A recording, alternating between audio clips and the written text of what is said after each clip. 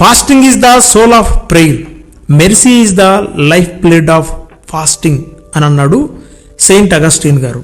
అంటే ప్రార్థనలో ఆత్మశక్తిని, దేవుని కృపని పొందుకోవడానికి ఉపవాసము మూలం అని అన్నాడు. జస్ట్ ప్రార్థన వలన కొన్ని సమస్యలకు సొల్యూషన్ దొరకనప్పుడు భక్తుడు ఏమంటాడంటే ఫాస్టింగ్ చేస్తూ ప్రార్థన చేయండి అని అంటాడు. శరీరంలో గనక ఆత్మ లేకపోతే మనం బ్రతకగలమా? ఈ శరీరం చచ్చిబడినట్టు లెక్క. అట్లాగే ప్రార్థనకు ఆత్మీయ బలాన్ని ఇచ్చేది ఉపవాసం. ఎక్కువ పర్సంటేజ్ పీపుల్ ఎక్కడ శోధించబడతారంటే ఆకలి ద్వారా శోధించబడతారు. ఉపవాసం ఉండాలని ఉంది కానీ ఉండలేకపోతున్నాను అంటారు. ఎందుకు ఉండలేకపోతున్నావు అని అంటే నేను ఆకలికి తట్టుకోలేను అంటారు. కొంతమంది ఏమని సాకులు చెప్తారంటే నాకు కొంచెం ఆరోగ్యం బాగోదు అందుకే నేను ఉండలేను అని అంటారు. శోధన అనేది ఎక్కువగా క్రైస్తవులకు ఎక్కడ వస్తుంది అంటే ఆకలి ద్వారానే వస్తుంది. ఆత్మశక్తిని, ఆత్మ బలాన్ని ఎందుకు పొందుకోలేకపోతున్నారంటే వారు ఆకలిని జయించలేరు. ఒక గొప్ప భక్తుడు ఏమంటాడంటే మొదటిగా మీరు శత్రువైన సాతానుని కాదు జయించాల్సింది, మీ శరీరాన్ని మీరు జయించాలి. ఈ శరీరాన్ని గనక మనం జయించగలిగినప్పుడు మనం ఆత్మ బలాన్ని పొందుకుంటాం. పౌలు గారు ఏం చేసేవాడు తెలుసా? ఈ ఆత్మ బలం పొందుకోవడం కోసం తన శరీరాన్ని నిత్యము ఉపవాసము చేత నలగగొట్టుకునేవాడు. ఉపవాసం చేయటం వలన శరీర కోరికలను కూడా మనం జయించగలుగుతాం. యేసుక్రీస్తు ప్రభువారు ఆయన శరీరధారిగా ఈ లోకానికి వచ్చాడు. 40 పగళ్ళు 40 రాత్రులు అన్నపానీయాలు మానివేసి ఉపవాసం ఉన్నాడు. అయితే తన శరీరం ద్వారా మొదటిగా ఆయనకు శోధన వచ్చింది. మనకు వచ్చినట్లు ఆయనకు కూడా శోధన వచ్చింది. హెబ్రీ గ్రంథకర్త అంటాడు, హెబ్రీలకు రాసిన పత్రిక 4వ అధ్యాయము 15వ వచనంలో అంటాడు, మన ప్రధాన యాజకుడు మన బలహీనత యందు మనతో సహానుభావం లేనివాడు కాడు గాని సమస్త విషయంలోనూ మనవలనే శోధింపబడినను ఆయన పాపము లేనివాడుగా ఉండెను. ఎంత గొప్ప మాట చెప్తాడు తెలుసా? మన ప్రధాన యాజకుడైన యేసుక్రీస్తు ప్రభువారు మనకు మాదిరిగా ఉండడం కోసం శరీరము ద్వారా వచ్చే శోధనలను జయించి చూపించాడు. ఎలాగా? ఉపవాసము ద్వారా. 1 ఆకలిని జయించాడు, 2 శరీరము రేపే కోరికలను కూడా జయించాడు. ఆయన ఈ ప్రపంచ మానవాళికి విసిరిన సవాలు, నాలో పాపమున్నదని మీలో ఎవడైనా నిరూపించగలడా అని సవాలు విసిరాడు. ఎందుకంటే ఆయన పరిచర్య ప్రారంభంలోనే ఆయన ఉపవాసం ఉన్నాడు. ఉపవాస ప్రార్థన ఆయనను పరిచర్య కొరకు సిద్ధపరిచింది. ఆ పరిచర్య ఓ గొప్ప యాగముతో మళ్ళీ పునరుద్ధరించబడుతుంది. కాబట్టి ఆయన ఈ ఉపవాస ప్రార్థనను ప్రారంభించాడు. ఆయన ఉపవాసంతో ప్రారంభించిన ఆ పరిచర్య మనందరం అనుకుంటాం వైభవంగా సాగింది అనుకుంటున్నాం, కానీ అది వైభవంగా సాగలేదు. ఆటుపోటుల మధ్యలో కూడా జయకరంగా ముందుకు తీసుకెళ్ళడానికి దేవుడు ఆత్మ బలాన్ని, ఆత్మశక్తిని ఇచ్చాడు. యేసుక్రీస్తు ప్రభువారు శిలువ యాగం ముగించిన తర్వాత కూడా గుర్తుపెట్టుకోండి, ఈ శక్తి ఆగిపోలేదు, పునరుద్ధరించబడింది. రోజు రోజుకి ఆత్మశక్తి పాళ్ళు పెరుగుతూనే వస్తున్నాయి. ఆయన ఒకప్పుడు ఒక్కడిగా దేవుని రాజ్య సువార్తను ప్రారంభించి తర్వాత అంచెలంచెలుగా 12, 70, తర్వాత 120 అలా ప్రపంచమంతా విస్తరించేలాగా చేసింది ఈ పరిచర్యను. యేసుక్రీస్తు ప్రభు వారి యొక్క పరిచర్య నేటికి కొనసాగుతుంది. దేవుని రాజ్య సువార్త వ్యాప్తి నేటికి కూడా కొనసాగుతుంది. అయితే ఈ పరిచర్యకు పునాది ఎలా వేశాడో తెలుసా? ఆయన ఉపవాస ప్రార్థన ద్వారా వేశాడు. అంటే మనందరం నేర్చుకోవాల్సింది ఏంటంటే మనం ఖచ్చితంగా ఆయన వలె, ఆయన మాదిరిగా పెట్టుకుని ఉపవాసం చేయాలి. ఆకలిని జయించాలి, శరీర కోరికలను జయించాలి. శరీరాన్ని ఎలా నల్లగొట్టుకున్నాడు పౌలు గారు అని అంటే ఉపవాసం ఉండి. చాలామందికి తినడానికి ఆహారం లేకుండా ఉపవాసం ఉంటారు. కొందరు తినడానికి ఆహారం ఉన్నా ఆహారాన్ని పక్కన పెట్టి ఉపవాసం ఉంటారు. ఏది గొప్పది? తినడానికి అవకాశం లేనప్పుడు ఉపవాసం ఉండడం గొప్పది కాదు. తినడానికి అవకాశం ఉన్నా, ఆహార పదార్థాలు మన ఎదుట ఉన్నా, అన్ని సౌకర్యాలున్నా దానిని పక్కన పెట్టి ఫాస్టింగ్ చేయటం. అలా చేయటం వల్ల మీ శరీరం యొక్క కోరికలను మీరు జయించగలుగుతారు. సాతానుగాడు వచ్చి అన్నాడు, ఇంత ఆకలితో అలమటించకపోతే ఆ రాళ్ళను రొట్టెలు చేసుకొని తినొచ్చుగా అని అన్నాడు. టెంప్టేషన్ జయించగలిగే శక్తి ఉపవాస ప్రార్థనకే ఉంటుంది. అయితే ఉపవాస ప్రార్థన చేస్తున్నప్పుడు కూడా శోధించబడతా ఉంటాం మనం. ఉదాహరణకి వైభవంగా ప్రారంభిస్తామా, సగం దూరం రాగానే, మధ్యస్థంగా రాగానే విరమిద్దాం అనిపిస్తుంది, భోజనం చేద్దాం అనిపిస్తుంది, ఇక నెక్స్ట్ వారం ఉండకూడదు అనిపిస్తుంది. ఏమండి వారం వారం చేయకపోతే ఏమంట, నెలకొకసారి చేస్తే ఏమన్నా తప్పుందా అని కూడా అనిపిస్తుంది. కొంతమంది నెల ఎందుకండి, లెంట్ డేస్లో చేస్తే సరిపోయింది కదా, ఇప్పుడే ఎందుకు చేయాలి, అవసరం ఏముందా అని కూడా కొంతమంది అంటారు. ఇలా సాతానుగాడు మనల్ని ఏం చేస్తాడంటే డైవర్షన్లోకి తీసుకెళ్తాడు, సొంత జ్ఞానాన్ని ఉపయోగించుకునేలాగా చేస్తాడు. ప్రతి వారము కూడా ఉపవాసం చేస్తూ దేవుని సన్నిధిలో గడపాలి. ఉపవాసం ఎందుకు చేయాలి అంటే, నాకు ఈ తిండి, ఈ ఆహార పదార్థాల మీద, ఈ బిర్యానీ మీద, ఈ నూనె వస్తువుల మీద, ఈ ఆహారం మీద నాకు ఎటువంటి మోజు లేదయ్యా, అసలు నీవు ఉంటేనే నాకు చాలు అని మనం ఒక తీర్మానాన్ని ఆయనకు తెలియజేస్తున్నాం. ఉపవాసం అంటే భోజనం మానివేయటం మాత్రమే కాదు, అంటే దగ్గర, వాసం అంటే నివసించడం, దేవునికి దగ్గరగా నివసించడమే ఉపవాసం. అయితే దురదృష్టవశాత్తు చాలామంది ఈ ఆకలిని చంపుకోలేక దేవునికి దూరం అయిపోతా ఉన్నారు. ఆత్మబలం నాకు కావాలని అడుగుతున్నావు కదా, అయితే నీకు ఆత్మబలం కావాలి అంటే వారానికి ఒక్కరోజు ప్రభువా ఈ తుచ్చమైన శరీరం ఆహారంతో కాక వాక్యముతో నింపుకొనుటకు నాకు శక్తినివ్వని అడగండి. యేసుక్రీస్తు ప్రభువారి యొక్క సమాధానం ఎంత అద్భుతంగా ఉంటుందో తెలుసా? ఆయన అన్నాడు లూకా సువార్త 4:4 అందుకు యేసు, మనుషుడు రొట్టె వలన మాత్రమే జీవించడు అని రాయబడి ఉన్నదని సాతానుకు ప్రత్యుత్తరం ఇచ్చాడు. మనం ఈరోజు చెప్పాలి సాతాను గాడికి, అరే ఈ ఆహార పదార్థాల వలన, ఈ బిర్యానీ వలన, ఈ బోండాల వలన, ఈ ఇడ్లీ వలన, ఈ దోశ వలన కాదురా, వాక్యము వలన మేము జీవిస్తాము అని ప్రతి క్రైస్తవుడు కూడా సాతాను గాడికి సమాధానం చెప్పాలి. నువ్వు ఉపవాసం ఉండాలని తీర్మానం తీసుకున్నప్పుడు మొట్టమొదటిగా వాడు వదిలే అగ్నిబాణం ఏంటో తెలుసా? నువ్వు ఆకలి కొండలేవు, నీ వల్ల కాదు, నీకు అసలు శక్తి ఉండదు తెలుసా, నీరసం వచ్చి పడిపోతావు, నేను హాస్పిటల్కి తీసుకెళ్ళి సిలిండర్స్ పెట్టాల్సి వస్తుంది, చాలా ప్రమాదం ఉంటుంది, ఉపవాసం చేస్తే చేయమాకు, నీ వల్ల కాదు, ఇలా బలహీనపరుస్తాడు. అయితే సాతానుగాడు ఇలా బలహీనపరుస్తున్నప్పుడు యేసుక్రీస్తు ప్రభువారు అన్నాడు, మనుషుడు రొట్టె వలన మాత్రమే జీవించడు. అయితే మరి దేని ద్వారా జీవిస్తాడు? దేవుని మాట వలన బ్రతుకుతాడు. ద్వితీయోపదేశకాండము 8:3 ఆహారం వలననే గాక యెహోవా సెలవిచ్చిన ప్రతి మాట వలన నరులు బ్రతుకుదురు, ఆయన మాట జీవము కలిగినది. ఆ మాట ఉంటే చాలు, నాకు ఆయన నా దగ్గరుంటే ఆయన మాటలు నాకు బాగా వినిపిస్తాయి. కాబట్టి నేను ఆయనకు దగ్గరకు ఉన్నాను, ఆయన మాటలు వినపడుతుంటే అసలు ఆకలి ఎందుకు వేస్తుంది? మోషే గారండి 40 రోజులు, 40 పగళ్ళు, 40 రాత్రులు దేవునితో గడుపుతూ ఉన్నాడు. ఏమండి మోషే గారు, మీకు ఆకలి లేదా? అసలు ఆకలి అన్న స్పృహే లేదండి. దాహం అన్న స్పృహ కూడా కలగలేదు నాకు. ప్రభుతో ముచ్చటిస్తుంటే, మాట్లాడుతుంటే, ఆయనకు దగ్గరగా ఉంటే అదొక సంతోషం. ఆ 40 దినాలు ముగిసిన తర్వాత కిందికి వస్తే ఆయన ముఖం వెలుగుతో ప్రకాశించబడింది. ఏ వెలుగు? ఆ వెలుగు ఎవరో కాదు, మన ప్రభు అయిన యేసుక్రీస్తు. నేను కూడా యేసుక్రీస్తు ప్రభు అలా మారిపోవాలి, ఆయనలాగా ఉండాలి అని కోరుకోవడం మాత్రం సరిపోదు. ఆయన చేసినట్లుగా ఉపవాసం ఉండి ఆయన సన్నిధిలో గడుపుతూ ఉంటే ఆయన వల్ల రూపాంతరపు అనుభవాల్లోకి వెళ్తాం. మోషే గారి ముఖమట ప్రకాశించింది, వెలుగుతో ప్రకాశించింది, మనుషులు కూడా చూడలేనంత వెలుగు.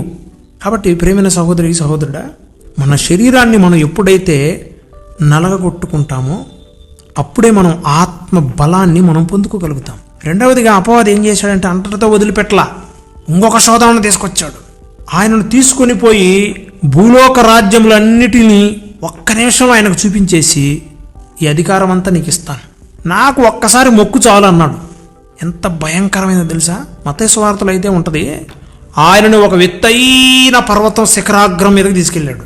ఆ శిఖరాగ్రం మీదకి తీసుకెళ్ళి, ఈ అధికారాన్ని, ఈ రాజ్యాలను, ఈ మహిమను నీకు ఇస్తాను, అది నాకు అప్పగింపబడి ఉన్నది, నేను ఎవరికి ఇవ్వాలనుకుంటే వాళ్ళకి ఇస్తాను, ఇప్పుడు నువ్వు గనక నాకు మ్రొక్కితే నీకు ఇస్తాను. నిజంగా వాడి చేతిలో అధికారం ఉందంటారా? ఎంతమంది మీరు ఒప్పుకుంటారు వాడి చేతిలో అధికారం ఉందని? వాడు అంటాడు, నాకు గనక నువ్వు మ్రొక్కితే నీకు అధికారాన్ని ఇస్తాను, రాజ్యాన్ని ఇస్తాను, రాజును చేస్తాను. వాడికి అసలు అధికారం ఉందా? చూడండి, దేవుడు మనిషిని సృష్టించి మనిషిని ఈ ప్రపంచానికి అధినేతగా ఉంచాడు, అధిపతిగా ఉంచాడు, ఏలమని చెప్పాడు. మనిషి అంటే తుచ్చ తుచ్చమైన ఆలోచనలతో ఆ ఆహార పదార్థం తినకపోతే కొంపలేమి మునిగిపోతాయా, ఆ పండును తిన్నాడండి. అంతే అంతే మహిమను కోల్పోయాడు, అధికారాన్ని కోల్పోయాడు. ఎవడైతే ఆ ఏలుబడి చేశాడో వాడు ఆ అధికారాన్ని పొందుకున్నాడు. మానవుడిపై అధికారాన్ని పొందుకున్నాడండి సాతానుగాడు. అందుకే పౌలు గారు అంటాడు, మీరు ఒకప్పుడు పాపులై ఉండగా, బానిసలై ఉండగా, బలహీనులై ఉండగా, తుచ్చమైన ఆలోచనలు కలిగిన వారై ఉండగా ఆయన తన స్వరక్తాన్ని ఇచ్చి మిమ్మల్ని రక్షించాడు అని రాయబడి ఉంటుంది. ఎన్నిసార్లు విడుదల పొందుకున్నా మన బుద్ధి మారదు. మనం అందుకే చూడండి, సాతానుగాడు వాడి చేతిలో అధికారాన్ని పెట్టుకున్నాడు. అధికారాన్ని, రాజ్యాలని, డబ్బుని, ధనాన్ని అన్నీ పెట్టుకున్నాడు. అయితే అది మానవులకు ఇవ్వడానికి కాదు, ఆశ చూపి గోతిలో పడేయటం కోసం. అంతే. చేపలు పట్టుకునేవాడు చేపను పట్టడం కోసం ఎర్ర ఎలా వేస్తాడో సాతానుగాడు కూడా ఇలాంటి ఎర్రలు తీసుకొస్తాడు మన దగ్గరికి. గుర్తుపెట్టుకోవాలి, ఇవన్నీ వాడి చేతిలో ఉన్నట్లు, వాడేదో మనకిస్తున్నట్లు భ్రమ కలిగిస్తాడు. నిజానికి వాడి చేతిలో ఉంటే వాడే ఈ రాజ్యాలన్నింటినీ స్వతంత్రించుకోవచ్చు కదా. వాడి చేతిలో ఏమీ లేదు. ఆశ చూపుతాడు, మాయ చేస్తాడు, లొటక్కమని నేను పట్టుకోవడానికి చూస్తాడు. సర్వాధికారాలు ఎవరి చేతిలో ఉన్నాయి? భూమియు దాని సంపూర్ణత అంతయు యెహోవా వశం. రాజులను రారాజులను నియమించేది కూడా యెహోవాయే. కాబట్టి వీడు అంటాడు, అవన్నీ నా చేతిలో ఉన్నాయి, నువ్వు గనక నాకు మొక్కితే నీకు ఇస్తాను. రెండవది, మనిషి ఎక్కడ పడిపోతాడంటే ధనం చూసి పడిపోతాడు. నేత్రాశ. ఈ భవనాలు, ఈ భవంతులు, ఈ డెవలప్మెంట్ అంత చూసేసరికి మానవులు వాటి మీద ప్రేమను పెంచుకుంటారు. అందుకే చూడండి, ఒకడు భూమిని ఒకడు ఆక్రమిస్తూ ఉంటాడు. భూతగాదాలు జరిగి ఎందుకు హత్యలు జరుగుతాయి అనుకుంటున్నారు? ఆశ. పోనీ వాడు ఆ 50 సెంట్లు స్థలంలో ఏమైనా బ్రతుకుతుడా కలకాలం అంటే వాడేం బ్రతికేదేం లేదు. తర్వాత వాడు కొడుక్కో మనవడుకో ఎవడికో ఇచ్చి వెళ్ళిపోవాల్సిందే. వాడికి కావాల్సింది 6 feet అంతే. ఈ ఆశ అనేది మనిషిని ఏం చేస్తుందంటే ప్రలోభ పెట్టి పాపానికి పురిగొల్పుతుంది. చేయకూడని తుచ్చమైన కార్యాలు చేసేలాగా చేస్తుంది. భూతగాదాల వలన హత్యలు జరుగుతూ ఉంటాయి. అధికారం కోసం అన్నను కూడా చంపుతూ ఉంటారు, తల్లిదండ్రులు చంపుతూ ఉంటారు. డబ్బు కోసం కన్న తల్లిని నువ్వు నాకు త్రాగడానికి డబ్బు ఇస్తావా ఇవ్వ అని చెప్పేసి దుడ్డు కర్రతో కొట్టి చంపాడు. ఇది ఒక ఆశ, నేత్రాశ.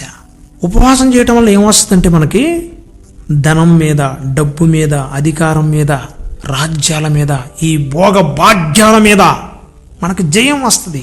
అందుకోసం మనం ఉపవాసం ఉండాలి. యేసుక్రీస్తు ప్రభువారు జయించాడు, అధికారం వద్దు పో అన్నాడు. ఆయనే రాజు, ఆయనే రారాజు. విశ్వాన్నేలే రారాజుకి 7 రాజ్యాలు ఇస్తారంట. సాతానుగాడు కూడా ఏం చేస్తాడంటే మనం ప్రభు ఇచ్చే ఆశీర్వాదాల వైపు చూడకుండా తాత్కాలికంగా రంగురంగులుగా ఉండి దగదగదగ మెరిచే వెండి బంగారాల వైపు మన దృష్టిని మలరుస్తాడు. అందుకోసం నువ్వేం చేయాలంటే ఈ దృష్టి వెండి బంగారాల మీద కాకుండా ప్రభు మీదే ఉండాలి అని నువ్వేం చేయాలంటే ఉపవాసం చేయాలి. మన ఎదుట మేలు కీడు 2 ఉంటాయి. చూజ్ చేసుకునే ఆ విల్లు నీకే ఉంది. కాబట్టి నువ్వు మంచిని ఆశ్రయిస్తే, ప్రభువుని ఆశ్రయిస్తే పరలోకం, సాతానుగాడిని ఆశ్రయిస్తే ఈ తుచ్చమైన వెండి బంగారాలు, ధనము, రాజ్యము, అధికారం గురించి నువ్వు ఆలోచన చేస్తే తప్పదు నరకం. సాతానుగాడు వీటన్నిటిని చూపించి మనల్ని పాతాళానికి తీసుకెళ్తాడు. ఎర మెల్లమెల్లగా మెల్లమెల్లగా మెల్లమెల్లగా మెల్లమెల్లగా చేపను పట్టుకునే వరకు కూడా వాడు ఎర చూపిస్తూనే ఉంటాడు. అయితే వాడేమీ మనకివ్వడు. సామెతల గ్రంథము 10వ అధ్యాయము 22వ వచనంలో ఉంటుంది, యెహోవా ఆశీర్వాదము ఐశ్వర్యమునిచ్చును, నరుల కష్టము చేత ఆ ఐశ్వర్యము ఎక్కువ కాదు. మన కష్టం చేతనే మనకేమి ఎక్కువ కాదనుకుంటే ఏమండి, సాతానుగాడు యొక్క ప్రలోభాల చేత అవుద్దా? అసలు అవ్వదు. కాబట్టి ఆశీర్వాదానికి కర్త ఎవరంటే మన ప్రభువైన యేసుక్రీస్తు. ఆయన దగ్గరకే మనం వెళ్ళాలి. ఒకటి, ఉపవాసం చేయటం వలన నీవు నీ శరీరాన్ని, శరీర కోరికలను జయించగలుగుతావు. 2, ఈ తుచ్చమైన వెండి బంగారాల పైన నీకు మోజు ఉండదు. ఈ అధికారం మీద మోజు ఉండదు. ఈ ఆస్తి పంపకాల మీద మోజు ఉండదు. అలా అని స్వాస్థ్యంగా వచ్చేది వదులుకోమని నేను చెప్పడం లేదు. డబ్బు సంపాదించుకోవడం తప్పేం కాదు, కానీ ధనాపేక్ష కలిగి ఉండటం వలన మీరు పరలోకానికి బదులు పాతాళానికి వెళ్తున్నారు. మీ పిల్లల కొరకు మీరు సమకూర్చుకోవడం తప్పేం కాదు. మీరు బాగా చదువుకొని ఎగ్జామ్ రాసి మంచి మంచి అధికారం కలిగిన పోస్టులో ఉండడం తప్పేం కాదు. కానీ ఆ అధికారం కోసం తుచ్చమైన మార్గాలను అన్వేషించి కొంతమంది డబ్బులు పెట్టి జాబును కొంటారు. వాడు ఎంత పెట్టి కొన్నాడో అంతకంతగా సంపాదించుకోవడం కోసం ప్రాకులు ఆడతాడు. చివరికి సిబిఐలకు దొరికి చెరసాలకు వెళ్తాడు కదా. అంటే ఒక్కొక్కటి మీరు లింకుని కనుక డీలింగ్ చేసుకుంటూ వెళ్తే ఈ మార్గం అంతా కూడా పాతాళానికి తీసుకెళ్లేదే, చెరలోకి తీసుకెళ్లేదే. కాబట్టి మీరు స్వయంగా కష్టపడండి, స్వయముగా చదవండి, స్వయంగా రాయండి. రాకపోతే దేవునికి స్తోత్రం, వచ్చినా దేవునికి స్తోత్రం. మీరు బైబిల్ సిద్ధాంతం తెలుసుకున్నప్పుడు 2 విషయాల్లో కూడా సమానంగా స్తుతిస్తారు. ఉన్నా లేకపోయినా దేవునికి స్తోత్రం అంటారు, అంతే. గుర్తుపెట్టుకోవాల్సింది ఏంటంటే మీరు కష్టపడి మీరు సంపాదించుకోవటం, దేవుని యొక్క కృపతో ఆయన బ్లెస్సింగ్తో ముందుకు వెళ్ళటం తప్పేం కాదు. కొంతమంది స్త్రీలు కొన్ని ఆఫీసుల్లో పనిచేస్తూ ఉంటారు. కొంతమంది ఏం చేస్తారంటే ప్రలోభ పెడతారు. నీ జీతం పెంచేలాగా చేస్తాను, నీకు ప్రమోషన్ ఇప్పిస్తాను, ఈరోజు నాతో గడిపితే. చూడండి, చాలామంది క్రైస్తవ పిల్లలు కూడా ఇట్లాగే ప్రమోషన్ కోసం, డబ్బు కోసం, అధికారం కోసం ఏం చేస్తున్నారంటే వారి యొక్క రక్షణను పోగొట్టుకుంటున్నారు. సాతానుగాడు వేసే వెల ఇది. ప్రమోషన్, ఇంక్రిమెంటు, ఇక మేనేజర్ అవుతావు, సీనియర్ మేనేజర్ అవుతావు, వీపీ అవుతావు, అది ఇదని తీసుకెళ్తాడు. ఒక్కరోజు అండి అక్కడ నుంచి పడేస్తే అంతే ఇక మన జీవితం. ఏ ఆశీర్వాద కోటలో ఉన్నామో అక్కడ నుంచి తరమబడతావు హవాదాంలాగా. ఉపవాస ప్రార్థన ఏం చేస్తుందంటే తుచ్చమైన వెండి బంగారాలు, డబ్బు, ఆస్తి, అంతస్తు, అధికారం వీటి మీద మోజు తగ్గేలాగా చేస్తుంది. అందుకే మనం ఎప్పుడు కూడా ఆ జయం మనకు కావాలని ఉపవాసం ఉండాలి. యేసుక్రీస్తు ప్రభువారు ఏమని సమాధానం ఇచ్చాడు తెలుసా? నీ దేవుడైన ప్రభువునకు మ్రొక్కి ఆయనకు మాత్రమే సేవింపాలి. ద్వితీయోపదేశకాండం 6వ అధ్యాయం 13వ వచనంలో నీ దేవుడైన యెహోవాకు భయపడి ఆయనను సేవింపవలెను. ఇంకా నిర్గమాకాండం 20వ అధ్యాయం ఉంటుంది, నీ దేవుడైన యెహోవా ఒక్కడే దేవుడు, నువ్వు ఆయన మాత్రమే సేవించాలి, ఆయనకు మాత్రమే మొక్కాలి. పైన ఆకాశం ఉందు కానీ క్రింద భూమి ఉందు కానీ అసలు ఏ నరుడికి కూడా మొక్కడానికి వీల్లేదండి. హామాన్ అన్నాడు, మొర్దెకై నువ్వు గనక నాకు మొక్కపోతే 50 అడుగుల ఉరికొయ్య నీ కోసం సిద్ధంగా ఉందన్నాడు. అయినా పర్వాలేదు, నేను మాత్రం నీకు మొక్కను. హామాను మొర్దెకై కోసం ఏ ఉరికొయ్యనైతే సిద్ధం చేశాడో చూడండి, అదే ఉరికొయ్య హామానుకి ఉరిగా మారిపోయింది. మొర్దెకై ఏం చేశాడో తెలుసా? ఈ దుష్టుడైన హామాను చేతిలో ఉండి నన్ను విడిపించు ప్రభు అని ఉపవాసం ఉండి ప్రార్థన చేశాడు, అంతే.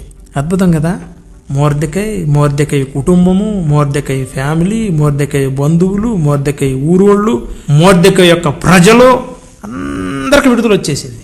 అంత మాత్రాన మొర్దెకై ఆ దేశానికి ప్రధానమంత్రి అయ్యాడు. బైబిలు ఏమని బోధిస్తుందంటే మనకి ఆజ్ఞ అతిక్రమమే పాపం. ఈ ఆజ్ఞను అతిక్రమించకుండా ఉండాలి అంటే ఉపవాస ప్రార్థన చేసి, ప్రభువా నీ వాక్యం ఎలా బోధిస్తుంది, ఎలా హెచ్చరిస్తుంది, కాబట్టి ఈ వాక్యమును నాకు అర్థమయ్యేలాగా చెయ్యి, ఈ వాక్యంలో ఉన్న సత్యములన్నిటిని గ్రహించినట్లుగా నాకు ఆత్మశక్తి అనుగ్రహించు అని మనం ఉపవాసం చేయాలి. సాతానుగాడు వాక్యము ద్వారానే యుద్ధం చేస్తున్నాడు, ప్రభువు కూడా వాక్యాన్ని చూపిస్తూ ఉన్నాడు. మనం ఏ దారిలో వెళ్తూ ఉంటామో ఆ దారిలో నుండే సాతానుగాడు మనతో యుద్ధం చేస్తూ ఉంటాడు. Have you got my point? మనకు బాగా వాక్యం తెలుసు అనుకోండి, వాడు కూడా వాక్యము తెలిసినట్లుగా ప్రవర్తిస్తాడు. వాక్యం తెలియకపోతే అసలు ఇంకా చిత్తే మన బతుకు.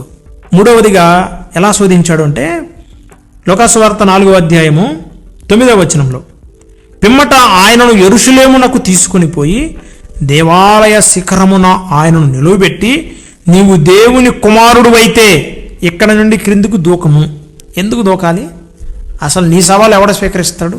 ఈ మధ్యకాలంలో ఎక్కువ మంది మతోన్మాదులు ఇలాంటి సవాలు విసురుతూ ఉంటారు. నిజంగా మీ దేవుడైతే కరోనా ఎందుకు తీసేయలేదు? నిజంగా మీ దేవుడైతే గాంధీ హాస్పిటల్కి వెళ్ళి రోగులను తీసుకొస్తాను, స్వస్థపరచమను. వాక్యమని సెలవిస్తుంది, నీ విశ్వాసమే నిన్ను స్వస్థపరిచింది. ప్రభు అన్నాడు, నేను స్వస్థపరిచానని.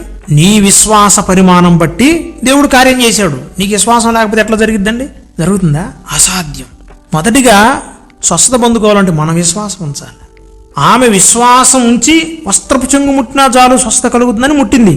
అంతేగాని తీసుకొస్తే స్వస్థపరుస్తాను ఆయన చెప్పాడా? చెప్పలేదే. ఆయనను దేవాలయ శిఖరాగ్రం మీద తీసుకెళ్ళటం ఎందుకు? ఆడు దూకమని చెప్పడం ఎందుకు? చూడండి, అక్కడ ఒక శోధన, సాతానుగాడి శోధన. అప్పుడు వాడు ఏమంటున్నాడంటే, తీసుకెళ్ళి నిన్ను కాపాడుటకు నిన్ను గూర్చి తన దూతలకు ఆజ్ఞాపించును, నీ పాదములు ఎప్పుడును రాతికి తగలకుండా వారు నిన్ను చేతులతో ఎత్తుకొందురు అని రాయబడినదని ఆయనతో చెప్పాను. వాడు చూడండి ఎంత వాక్యం చూపించాడు తెలుసా? మామూలు వాక్యం చూపించాడు వాడు. ఇది ఒక రకమైన శోధన. మతోన్మాదులు ఇలాగే శోధిస్తూ ఉంటారు. నువ్వు రక్షణ పొందుకున్నావు కదా, నీ భర్త కూడా ఇలానే శోధిస్తాడు. మీ దేవుడు నిజమైన దేవుడైతే నా అప్పులను తీర్చమను, మీ దేవుడు నిజమైన దేవుడైతే నాకు సొంత గృహాన్ని ఇవ్వమను. మీ దేవుడు నిజమైన దేవుడైతే నా కూతురు పెళ్లి చేయమను. మీ దేవుడు నిజమైన దేవుడైతే నాకు ఉద్యోగం ఇవ్వమను. ఏమండి, అసలు ఎంత శోధన కదా. ఇలాంటి శోధనలు వస్తూ ఉంటాయి. సాతానుగాడు అంటున్నాడు, నువ్వు దేవుని కుమారుడు అయితే ఇక్కడ నుంచి దూకు. నిజమైన దేవుని కుమారుడువేనా? దూకు, చూద్దాం. ప్రియమైన సహోదరి సహోదరు, ఇలాంటి శోధనలు మీకు కూడా వస్తున్నాయి కదా. అయితే ఇలాంటి శోధనలు జయించాలంటే ఉపవాస ప్రార్థన చేయాలి. వాడు వాక్యం ద్వారానే మిమ్మల్ని బడగొట్టాలని చూస్తాడు. వాక్యమే చూపిస్తున్నాడు. వాడు తప్పు చూపించాడా? 91 కీర్తన 11 మరియు 12 చరణాల్లో ఉంది, నీ మార్గములన్నిటిలో నిన్ను కాపాడుటకు ఆయన నిన్ను గూర్చి తన దూతలకు ఆజ్ఞాపించును. నీ పాదములకు రాయి తగలకుండా వారు నిన్ను తమ చేతుల మీద ఎత్తి పట్టుకుందురు అని చెప్పాడు. యేసుక్రీస్తు ప్రభువారు వాక్యం గురించి బాగా చెప్తున్నాడు కాబట్టి ఈడేం చేశాడంటే చివరికి వచ్చేసరికి వాక్యాన్ని చూపించాడు.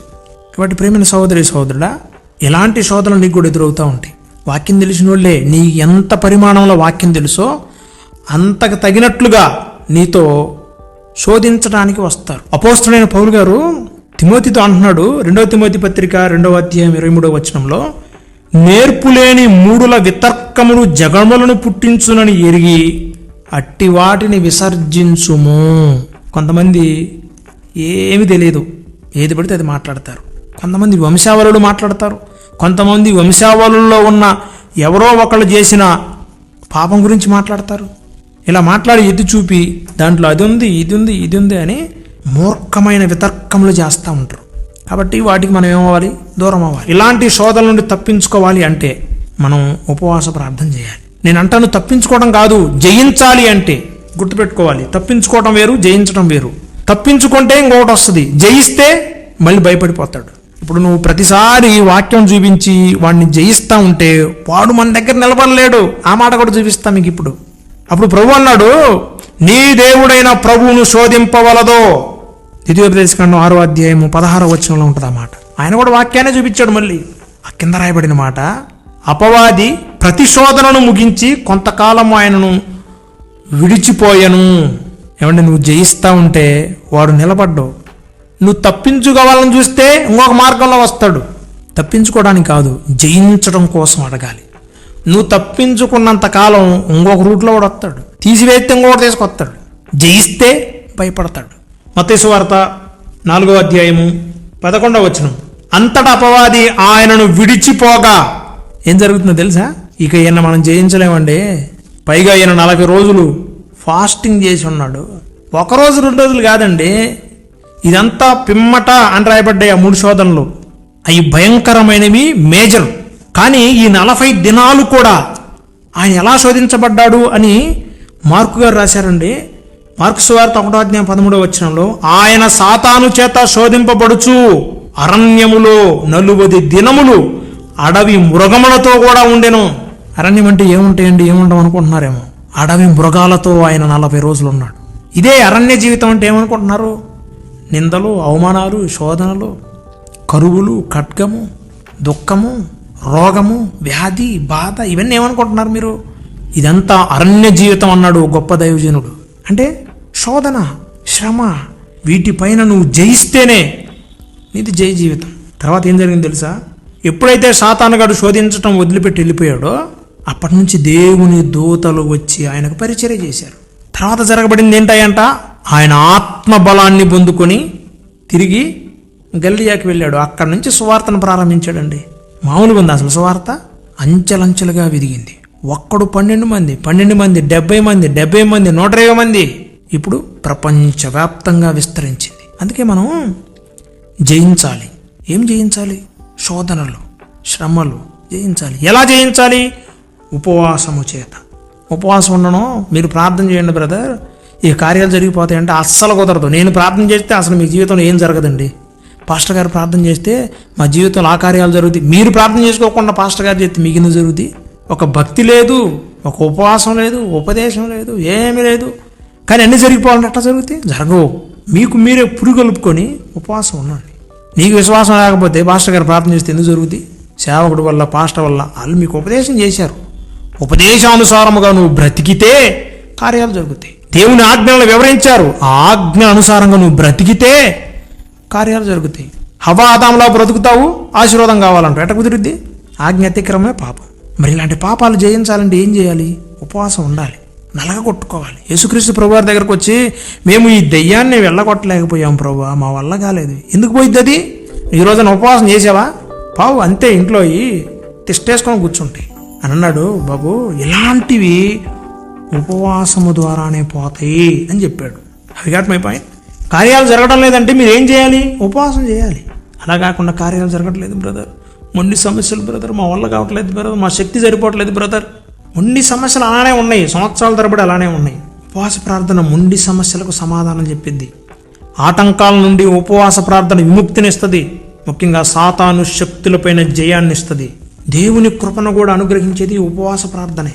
ఆయన ఆశీర్వాదాలు కూడా రావడానికి కారణమయ్యేది ఉపవాస ప్రార్థనే. యేసుక్రీస్తు ప్రభువారు వీటన్నిటిని ఎలా జయించాడు? ఉపవాస ప్రార్థన శక్తి. ఆయన కూడా మన వలె శరీరాన్ని ధరించుకొని వచ్చాడు. ఆయనను ఆయన ఏ పాపం చేయలేదు. హెబ్రీ గ్రంథకర్త ఏమన్నాడు? ఆయన మన వలె శోధింపబడినను ఆయన పాపం చేయలేదు. అంటే ఈ భూమి మీద పుట్టే ప్రతి నరునికి శోధన, శ్రమ వస్తుంది. అయితే వాటి మీద జయం కావాలంటే మనం ఉపవాసం చేయాలి. అది ఏ రూపంలో రావచ్చు? ఆర్థిక సమస్యల రూపంలో రావచ్చు, వివాహం నిలిచిపోవటం రూపంలో రావచ్చు, ఉద్యోగం రాకపోవడం రూపంలో రావచ్చు, ఇల్లు మధ్యలోనే ఆపివేసే రూపంలో రావచ్చు, తినడానికి తిండి, కట్టుకోవడానికి బట్ట, నిలువు నీడ, వస్త్రాలు, పని, ఇలా రకరకాలు వీటి వల్ల కూడా ఏ రకంగా వస్తుంది. అయితే మనం చేయాల్సింది ఏంటంటే వాటిపైన జయం కొరకు ఉపవాసం ఉండి ప్రార్థన చేయాలి. Fasting is the soul of prayer. ప్రాణం లేకుండా ఒక మనిషి ఎలాగ బ్రతకలేడో అలాగే ప్రార్థనకు ఫాస్టింగ్ లేకుండా, ఉపవాసం లేకుండా ఆ ప్రార్థనకు జీవం ఉండదు. ఒకటి, ఉపవాస ప్రార్థన ద్వారా మనం ఆత్మబలాన్ని పొందుకుంటాం. రెండు, ఉపవాస ప్రార్థన ద్వారా మన శరీరం యొక్క కోరికలను మనం జయించగలుగుతాం. మూడు, ఈ లోకంలో ఉన్న భోగభాగ్యాల మీద, వెండి బంగారాల మీద మనకు మనసు ఉండదు, దేవుని మీద మనసు నిలుపుతాం. నాలుగు, సాతాను గడిచ్చే శోధనలు, మనుషుల ద్వారా వచ్చే శోధనలు, మతోన్మాదుల ద్వారా వచ్చే శోధనలు, చుట్టుపక్కల మనుషుల ద్వారా వచ్చే శోధనలు, ఆఫీసులో వచ్చే శోధనలు, వీటన్నిటిని పైన నీకు జయం వస్తుంది. అవి రావని నేను చెప్పటంలా, అవి వచ్చినా వాటి మీద జయం వస్తుంది. ఆ మాట గుర్తుపెట్టుకోవాలి. మొట్టమొదటిగా ఆత్మబలం గనక నీకుంటే ఇక నువ్వు ఏదైనా జయించగలవండి. అందుకే నీ ప్రార్థనలో ప్రతిరోజు కూడా ప్రభా ఆత్మబలాన్ని నాకు ఇవ్వయ్యా అని అడుగు. ముఖ్యంగా నువ్వు ఉపవాసం ఉన్న ప్రతిసారి కూడా అడుగు, యేసుక్రీస్తు ప్రభు వారికి ఎటువంటి ఆత్మబలాన్ని ఇచ్చావో అటువంటి ఆత్మబలం నాకు కూడా అనుగ్రహించాయి అని అడుగు. ప్రభు మనందరినీ కూడా ఆయన ఆత్మబలంతో ఈ ఉపవాస ప్రార్థన రోజు నింపునుగాక. ఆమేన్. మహాపరిశుద్ధుడైన తండ్రి, మహాగణుడైన రాజా, ఈరోజు అనేకమైన ఆత్మీయ పాఠాలు ఈ ఉపవాస దినమున మాకు నేర్పించినందుకు మీకు స్తోత్రములు. ఉపవాస ప్రార్థన ఆత్మ బలాన్ని అనుగ్రహిస్తుందని మాకు తెలియజేశావు. ఉపవాస ప్రార్థన శరీర కోరికలను జయిస్తుందని ప్రభా ఈరోజు మాకు తెలియజేశారు. మూడవది ప్రభా, ఈ లోకంలో తుచ్చమైన వాటి కొరకు వెంపర్లాడక అవసరమైన వాటి మీద దృష్టి పెట్టడానికి ఉపవాస ప్రార్థన దోహదపడుతుందని మాకు ఈరోజు తెలియజేశారు. పరిశుద్ధమైన తండ్రి, ఉపవాస ప్రార్థన ద్వారా మా చుట్టుపక్కల వచ్చే శోధనలపై మాకు జయం వస్తుందని, సాతాను శక్తులపై మాకు జయం వస్తుందని ఈరోజు మాకు తెలియజేశారు. ఎప్పుడైతే యేసుక్రీస్తు ప్రభువారు ఆ శోధనలన్నింటినీ జయించిన తర్వాత సాతానుగాడు ఆయనను విడిచిపోయినట్లుగా మేము చూస్తున్నాం. పరిశుద్ధుడా, ఈరోజు ఇటువంటి దుష్టాత్మలు మమ్మల్ని విడిచిపోవాలి అంటే, ఇలాంటి దురాత్మలు మమ్మల్ని విడిచిపోవాలంటే ఈ శోధనలన్నిటిపై మాకు జయం కావాలి. దయచేసి ఉపవాస ప్రార్థన రోజు మేము ప్రార్థిస్తున్నాం. మా బిడ్డలందరూ కూడా ఆత్మబలాన్ని పొందుకుందురుగాక. శ్రమలు, శోధనలు, నిందలు, అవమానాలు, అవహేళనలు ఎన్నొచ్చినా వాటన్నిటిపై మా బిడ్డలకి జయాన్ని అనుగ్రహించమని అడుగుతున్నాం. మా బలహీనతల్లో మాకు బలమైన ఆత్మబలాన్ని ఇవ్వండి. రోషం కలిగి బ్రతుకున్నట్లుగా మమ్మల్ని బలపరచండి. విశ్వాసముతో ఆయన నిరీక్షిస్తూ జయించే కృపను మా అందరికీ అనుగ్రహించండి. ఎందరైతే మా బిడ్డల ప్రభా శ్రమల పాలై ఉన్నారో, నిందల, అవమానాలు, శోధనలు ఎదుర్కొంటున్నారో, యేసు నామమున ప్రార్థిస్తుండగా మా బిడ్డలందరూ శక్తిని పొందుకుందురుగాక, వాటిపైన జయాన్ని పొందుకుందురుగాక.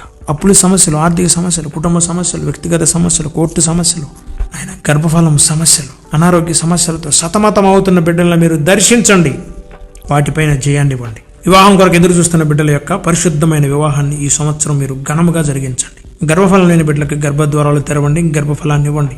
ప్రభు, ఎందరైతే నేను అనారోగ్యంతో ఉన్నారో బిడ్డలను స్వస్థపరచండి, బాగు చేయండి. సొంత గృహాల కొరకు ఎదురు చూస్తున్న బిడ్డలు నీ చిత్తమైతే సొంత గృహాలు ఇవ్వండి. ఉద్యోగాల కొరకు నాయన ప్రయత్నాలు చేస్తున్నారు, పోరాటం చేస్తున్నారు. మా బిడ్డలకి చక్కని ఉద్యోగాలు ప్రసాదించండి. మా బిడ్డలు చదువుకుంటున్నారు, జ్ఞానమునందు, వయసునందు, దేవుని దయందు, మనుషుల దయందు వర్ధిల్లుదురుగాక.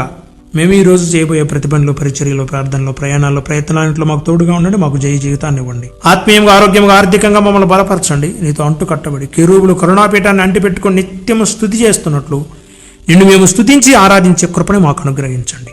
ప్రతి విధమైన శోధనను జయించే శక్తి మాకు అనుగ్రహించండి. మెట్టుకు నీ ఆత్మ బలాన్ని పొందుకొని మేము జయశీలుడుగా, జయశాలుడుగా బ్రతుకున్నట్లుగా కృప దయచేయమని యేసుక్రీస్తు నామంలో అడిగి వేడుకొని పొంది ఉన్నాము తండ్రి, ఆమేన్. మన తండ్రి అయిన దేవుని ప్రేమ, ఆయన కుమారుడైన ప్రభు అయిన యేసుక్రీస్తు వారి దివ్య కృప, పరిశుద్ధాత్మని అన్యోన్య సహవాసము కుడి వచ్చిన మీకును, మీ కుటుంబాలకును, ఈ ప్రార్థనలో ఏకీభవించిన మనందరికీ, సకల పరిశుద్ధులకు, సార్వత్రిక సంగమనకును సదాకాలము తోడయుండి నడిపించును గాక. ఆమేన్.